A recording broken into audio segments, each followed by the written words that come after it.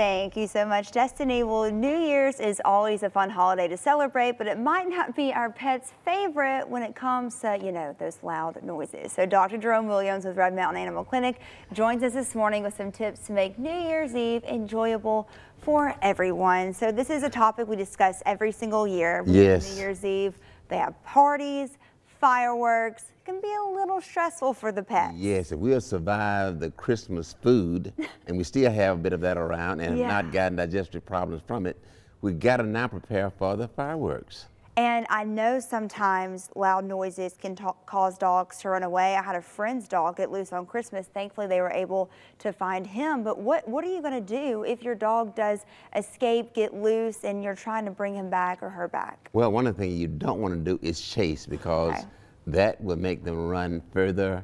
And sometimes they are running so hard, they sort of lose their way. Take your time and call them. If you got a treat available, then try to coax them with a treat or food or something like that. But don't do a hard run behind them. That may be one exception where you can use some human food to kind of bring them back in. Whatever it takes to try to coax them back. And that is one of the worst case scenarios. They get out, but just say your dogs are inside. You know, what are some things you can do to make them feel more comfortable when it comes to the New Year's Eve celebrations? Well, there are several things that you can get, like a thunder jacket. There are certain drugs or other natural products that you can give if it'll help your pet. But put them in a safe place. Some of them like a quiet place, a carrier, sometimes is what one wants. But, you know, whatever it takes for them to be calm and be reassuring of them. Now, it helps to condition them, precondition them before these kind of events. So you are prepared when 4th of July and those other, you know, firework periods come. And should owners be, you know, scared to call their vets to maybe bring their dog in to get maybe some medicine that, you know, helps with anxiety and stuff? They definitely should call their veterinarian, because they would know that pet well enough to know what's the best thing for them. And if they can probably prescribe something that can be helpful, absolutely do contact your veterinarian for some advice and assistance. Do we know why some dogs are a little bit more scared of fireworks, loud noises than others? No, we don't. You just don't know what you're getting. We don't know. And, you know, there are different things that affect different dogs like people. And we don't know why some are just so spooked by any kind of noise.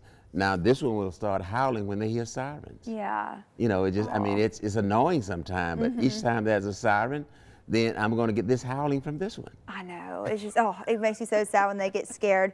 And speaking of scary situations, you know, this winter we've talked a lot about that respiratory dog illness. Still not a lot of answers out there. But I want to kind of touch back on dog influenza and those vaccines. Yes. I know you said before, don't panic, look out for the symptoms. Can you just quickly go over those symptoms again? Yes, usually they're respiratory and coughing, sneezing. If it's bad enough, they won't eat. The appetite will go off. You know, if you're seeing that, then get your veterinarian. But the most preventive thing you can do is get the vaccinations, the influenza vaccination and the kennel cough vaccination. Get those. And, you know, we talked earlier about the fear of taking your pet in for things like grooming.